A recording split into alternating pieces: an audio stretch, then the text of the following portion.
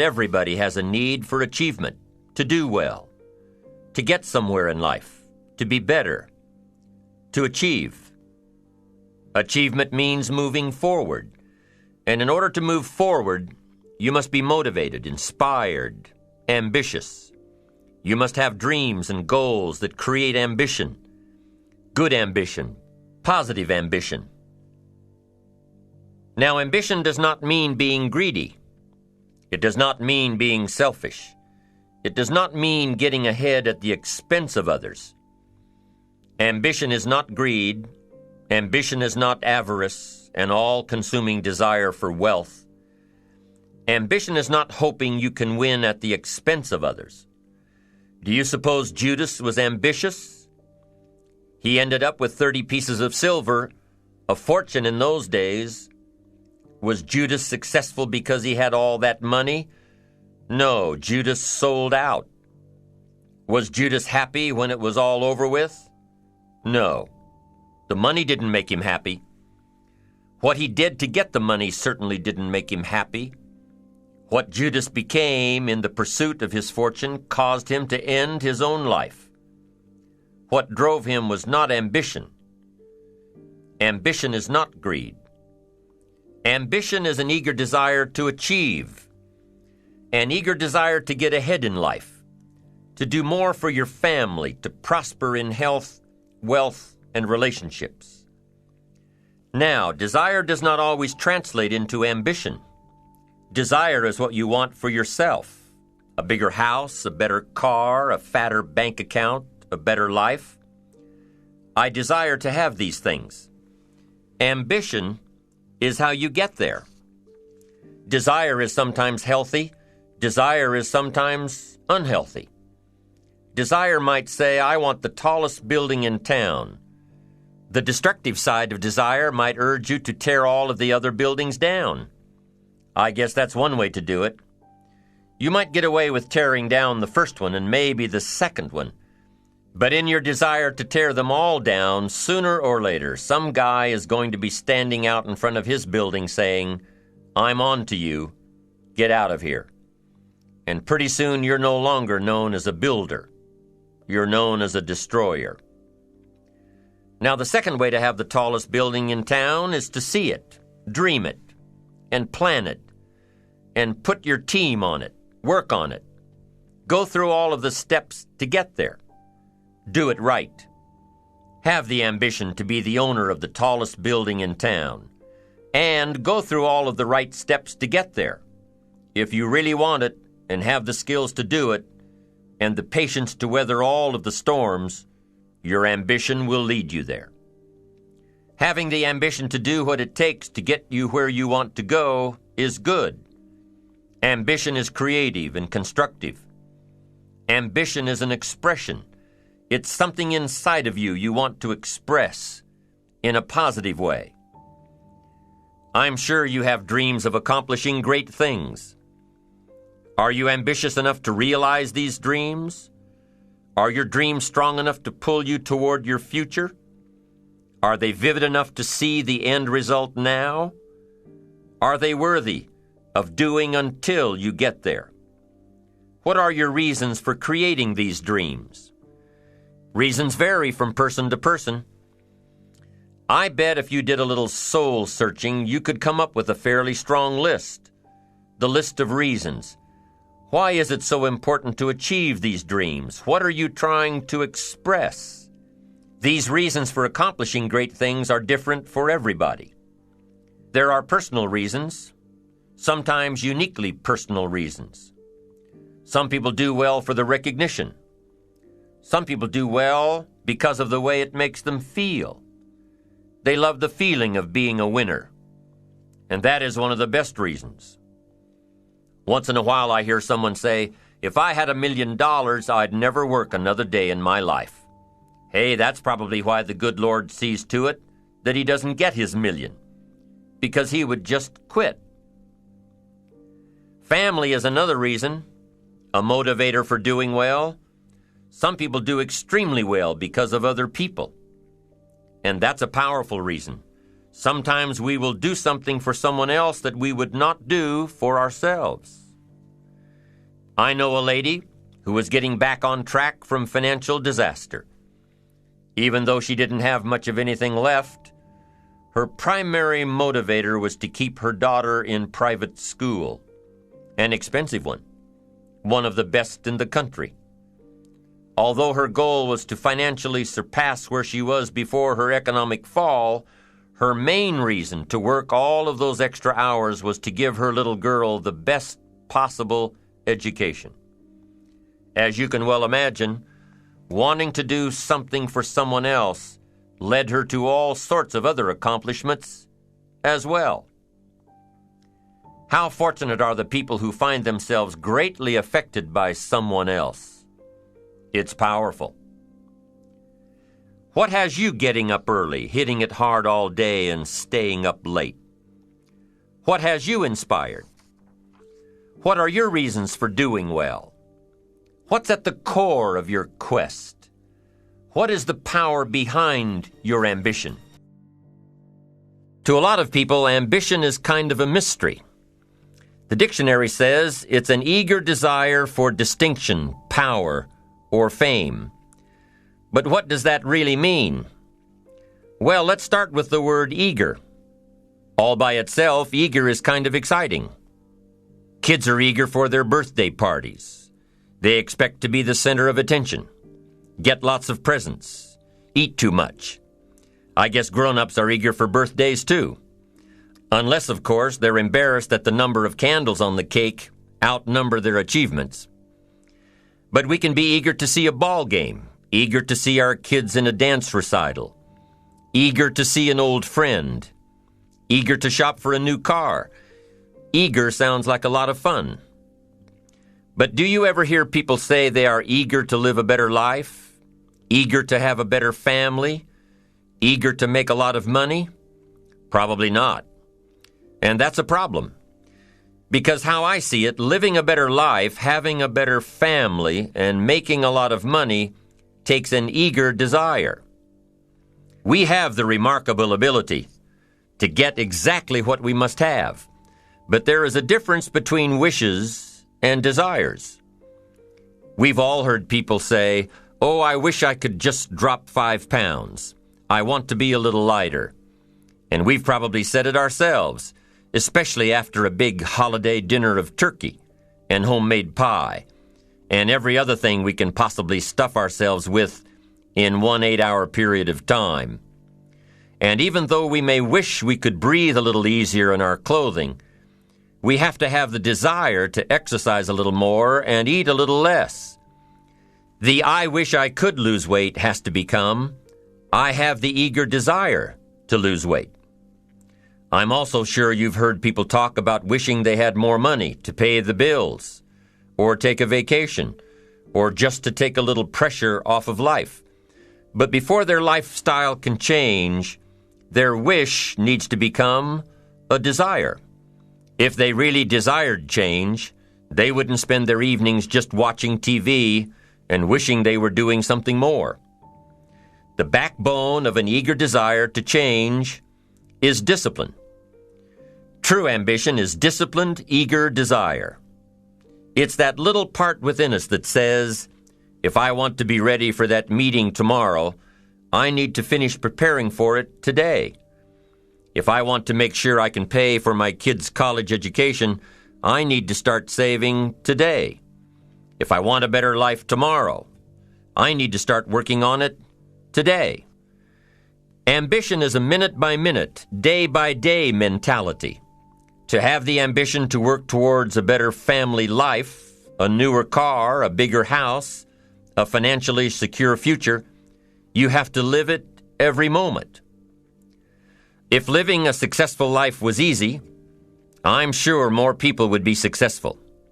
If just being ambitious was enough, I'm sure all of the broke and perplexed people in the world wouldn't be broke and perplexed. While most people spend most of their lives struggling to earn a living, a much smaller number seem to have everything going their way. Instead of just earning a living, the smaller group is busily working at building and enjoying a fortune.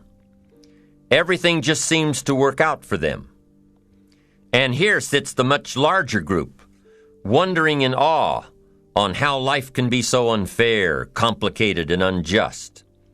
So what's the major difference between the little group with so much and the larger group with so little? Despite all the factors that affect our lives, like the kind of parents we have, the schools we attended, the part of the country we grew up in, none has as much potential power for doing good as the ability to dream. Dreams are a projection of the kind of life we want to lead. Dreams can drive you. Dreams can make you skip over obstacles. When we allow our dreams to pull us, they unleash a creative force that can overpower everything in our way.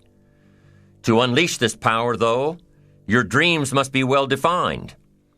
A fuzzy future has little pull power. Well-defined dreams are not fuzzy. Wishes are fuzzy. To really achieve your dreams, to really have your future plans pull you, your dreams must be vivid. If you've ever hiked a 14,000-foot peak in the Rocky Mountains, one thought has surely come to mind. How did the settlers of this country do it? How did they get from the East Coast to the West Coast? By foot. Carrying one day's supply of food and water is hard enough. Can you imagine hauling all of your worldly goods with you? Mile after mile, day after day, month after month? These people had dreams, big ones. They had ambition. They didn't focus on the hardship of getting up the mountain. In their minds, they were already on the other side.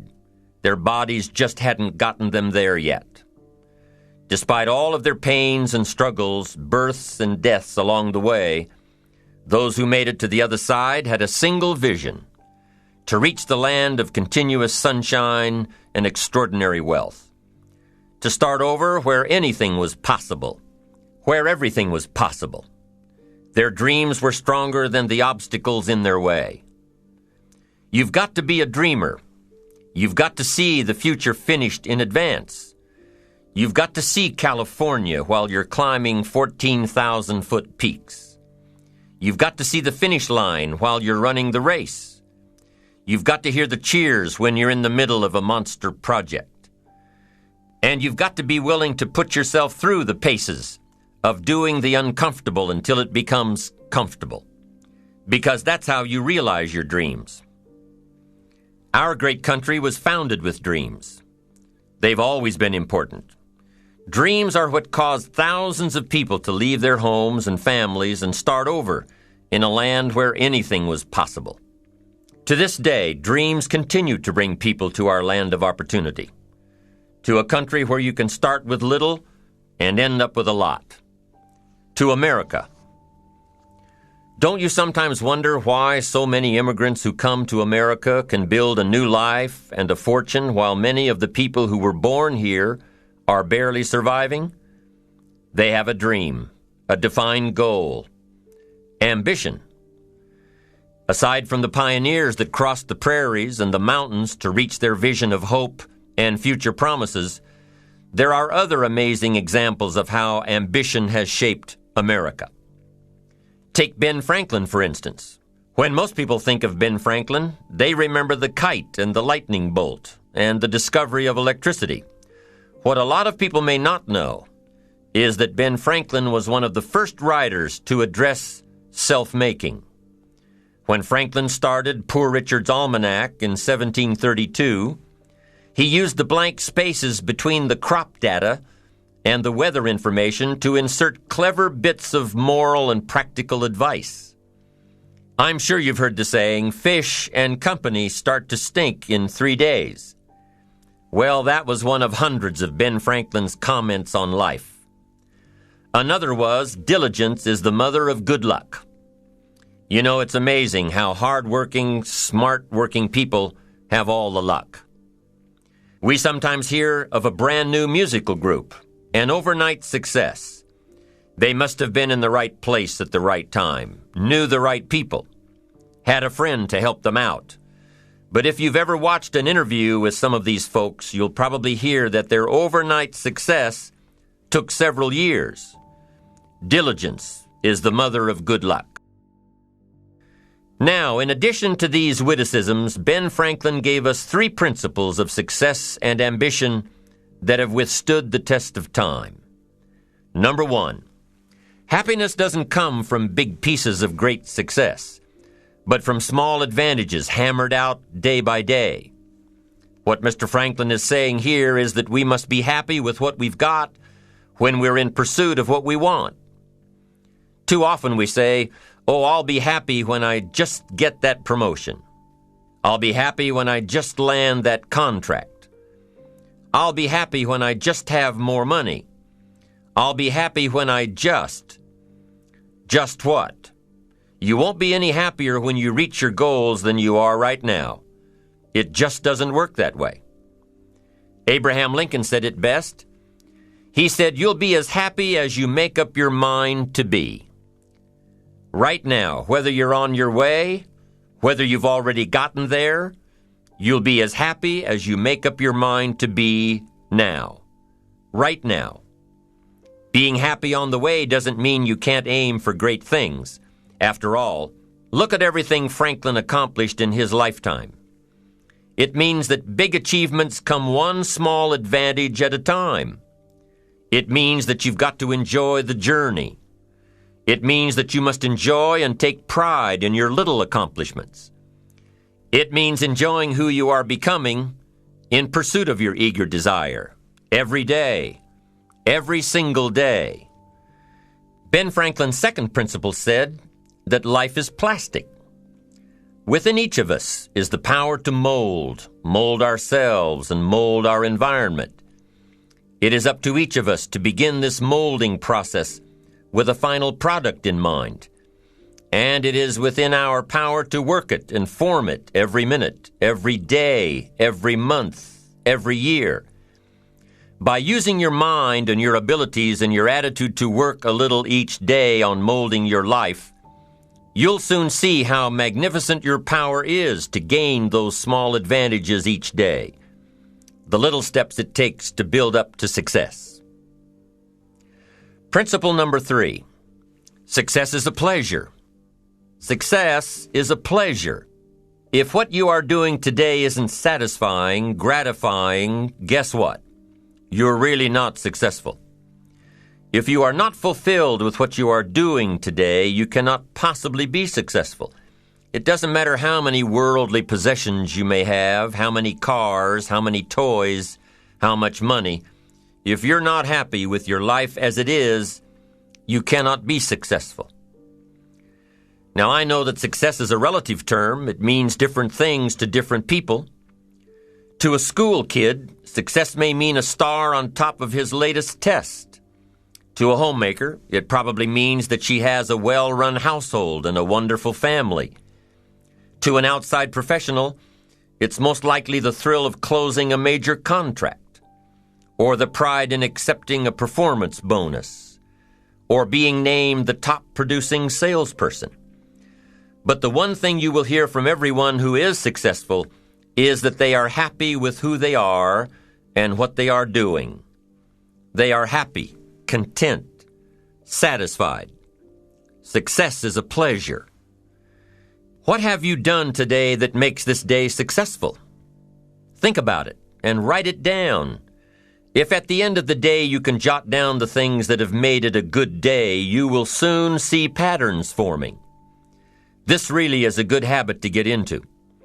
When you can see a pattern of pleasure, you'll know you're on the road to success. So take note of Mr. Franklin's 3 principles of success and ambition. Number 1, big achievements come one small advantage at a time.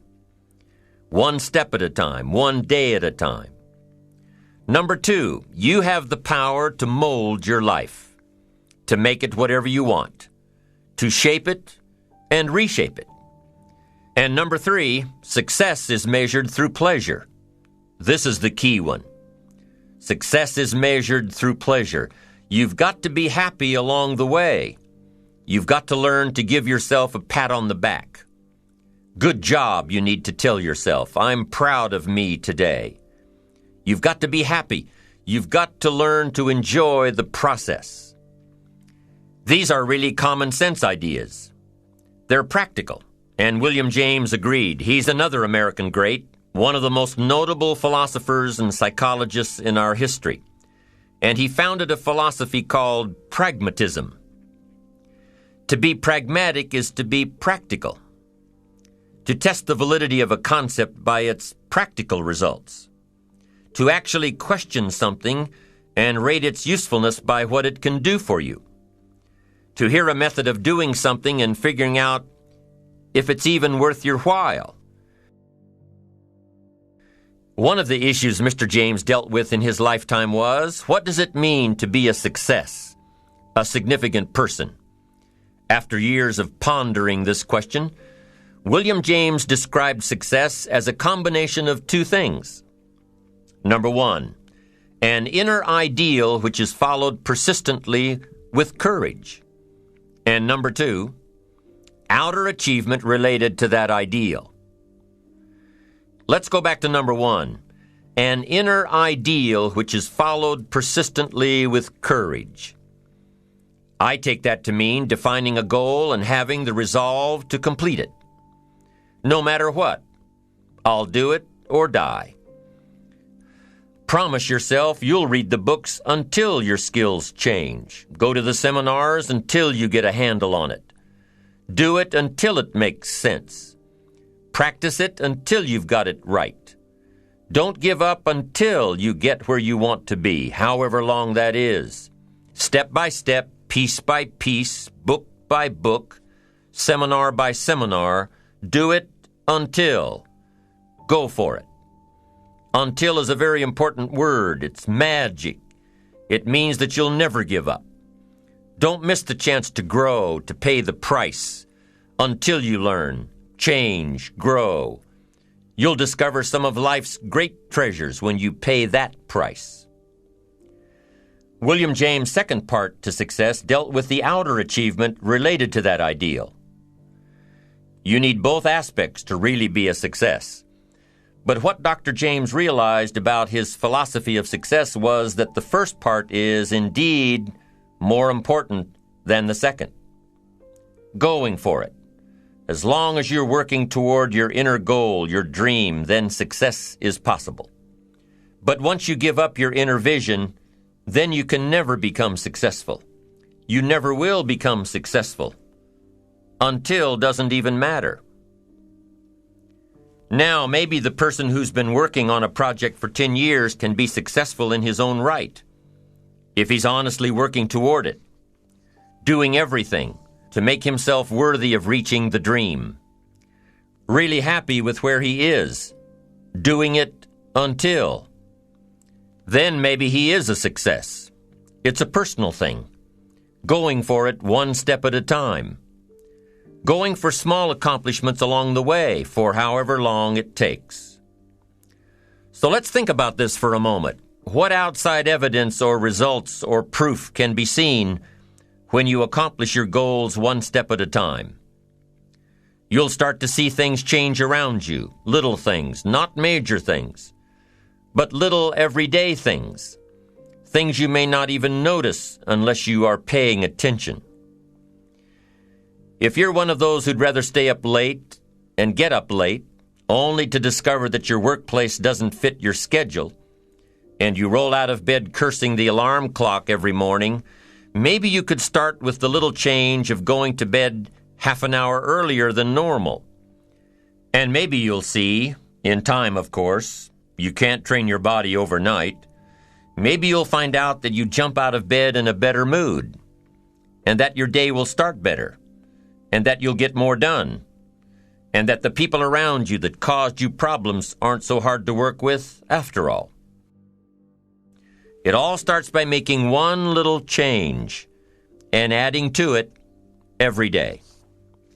You see, you can't change what's going on around you without first changing what's going on within you. Start changing how you look at mornings, and sure enough, people will start changing how they look at you. When you start changing how you think, how you act, how you treat others, how you treat yourself, when you start responding instead of reacting to life, life will start responding to you. I'm telling you that you can do it with your lifestyle. You can do it with your sales career. You can do it with your management career. You can do it with any part of your life. If you are looking for equities unmatched, don't curse the only thing you have: seed and soil, sunshine and rain, miracle and seasons. But start processing things like we're covering in this program, and change will take off for you. You cannot believe what can happen in such a short period of time. So you ask yourself, what small changes can I start making today? Well, you can start in your car on your way to work. If you're sitting on the highway, stop-and-go traffic, moving at about 15 miles per hour tops, look at the guy or the lady sitting next to you and give them a smile, or thumbs up, or even wave. Now, some people might think you're a little strange, but hey, you'll feel better. And tomorrow, when you get into the office, how about a big cheery hello to the people at the front desk and everyone you see on the way to your office? And when you get home tonight, how about giving your wife or husband and kids big hugs instead of collapsing on the sofa? When you start with the little things that make others happy, improve their day, you'll find that these little things add up to big ones. So what happens when you start taking charge of your own personal happiness, your own life? Do you think that these little things will somehow make a difference in meeting your goals? You bet they will. You can't do it alone. You can't be successful by yourself. It's hard to find a rich hermit, you know. The ambitious person realizes that each of us needs all of us. You all by yourself may have finalized the company's marketing plan, or finished up the sales projections, or even wrote the mission statement for the year to come. Even if you did this all by yourself, you really had the help of all of those around you who tolerated and supported your need to be undisturbed, or provided service to you during the project. Maybe you should thank those people every once in a while with a dinner certificate, or a bouquet of flowers, or 18 holes of golf. Even a thank you note. Thank you notes are so important. After all, without your support team, you probably wouldn't be where you are today. You can't be successful by yourself. So thank them. Thank those around you. And let them know just how important they are to you. Be it your office personnel or your family or your friends, a thank you sure goes a long way. You don't have to worry about what other people will say. You just have to keep your mind on your course. Those winds may blow fast and furious, but if you know your path, if you know where you are going, they will help push you toward the dreams and goals and treasures that you have already decided you're going after.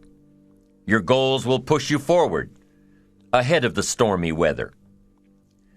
There are some amazing people around that we can learn from today, people who have already braved the storms and come out on top, people who are still alive today, people who started with nothing and ended up with something great, famous people, not so famous people, maybe even people you know, but don't know their stories, people who had an early vision and ambition, people who turned their focused dreams into the reality of success. One of my friends tells this story about her dad. She thinks he's cheap. She gives him a hard time every time they go to one of those all-you-can-eat places, because he eats all he can eat, until he can't move, until he needs to take something for indigestion. But she knows where he came from, his history, and understands just why he is the way he is. He eats all he can eat because he was raised in an orphanage, a place where you had to grab all you could or you'd be hungry. But the real story behind her father is that he made himself a millionaire with nothing more than a dream. He watched his own father drown when he was 4, was taken away from his mother a few years later and put into an orphanage because he was so bad. Raised by other people, strangers. After growing up in foster homes, he decided to go out on his own. He barely finished high school, but he found a job as a vacuum cleaner salesman. He did well, really well. But the woman he loved didn't want to marry a vacuum cleaner salesman, and he really didn't want to be one. So he went to college, went on to medical school, prospered, really prospered, led a tremendously successful life as a radiologist, and is now retired, goes fishing, rides his Harley. Stories of success are all around us, everywhere. Take the time to talk to these people or read their stories. You might learn something. You might find out that they have already traveled the path you are now on. You know, when most of us think of Jesse Jackson, we think of the political Jesse Jackson. But what most of us don't realize is that before Jesse Jackson went to the streets to gain votes, he went to the ghettos with a message for inner city youth. During his rallies, he would have the street kids repeat after him, "I am somebody." Jesse Jackson's message to these kids was that ambition is a moral imperative. To be a good person, you have to have ambition. You have to try to do something good with your life. You have to try to get out of where you are today or make where you are a better place tomorrow. You have to, or anything else is a waste. Mr. Jackson knew that his contribution to life began with America's youth, where he could make a difference before bad attitudes and bad habits took over for good. He went to make a difference with the disadvantaged youth of America. What an admirable mission. I'm sure you know that the same principles he teaches apply to you. When you get up tomorrow morning and are standing in front of the mirror getting ready for the day, remind yourself that you are somebody, that you are important, and that you can make the changes that will move you closer to your ideal future. Listening to the words of people like Jesse Jackson are of total importance because motivation, lasting motivation, is backed with education. Many of these people have written books on their journeys. These books tell the stories and give the secrets that we can all learn from. Let's say you decided to take a trip, just a short one, maybe for a weekend. Let's say you want to go away to a place you've never been before. Wouldn't you want to find someone who had been there? Ask them a few questions? What's the best way to get there? The safest route? The quickest route? What do I need to bring to be totally prepared? What fun things should I look for on the way? What dangers do I need to avoid? By talking with someone who has already been there, it'll make your trip that much more enjoyable. It's the same thing with life. By listening to those who are farther along in the journey you are interested in taking, and learning from their successes and failures, you just might pick up something that will make your journey that much better. Listening to the stories of others can be motivating, captivating. They can provide that extra push you've been looking for. They can demonstrate what the power of ambition is truly all about. They've been there. Their knowledge is valuable. And when you use that knowledge and motivation to take action, you'll gain momentum. Eventually, you will find that the key to motivation, true motivation, is right there inside you. You won't have to look elsewhere to get pumped up, turned on, charged up. With the right knowledge behind you, you will learn how to motivate yourself.